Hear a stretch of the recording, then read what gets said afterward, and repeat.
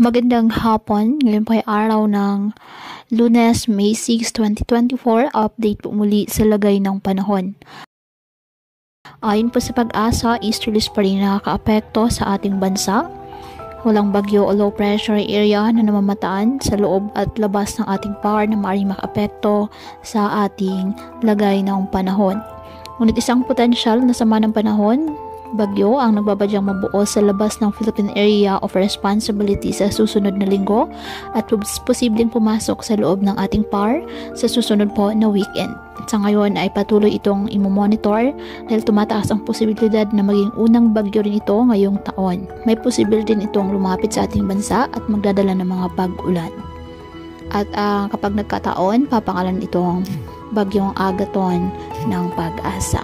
Patuloy lamang na magantabay ng iba pa nating weather updates at sa updates ng Pag-asa hinggil po sa lagay ng panahon. Ngayong may binabantayan tayong isang bagyo o potential na bagyo ngayong buwan. Ngayong araw, asahan pa rin na mainit at malinsang ang panahon sa halos buong bansa, maliban lamang po sa tsansa ng mga localized thunderstorms. Kaya patuloy pa rin po natin na pinag-iingat ang ating mga kababayan sa banta pa rin mga posibleng pagbaha at pagguho ng lupa lalo na kapag may malalakas na ulan, at ugaliin po na magdala palagi ng payong o kahit anong panangga sa ulan.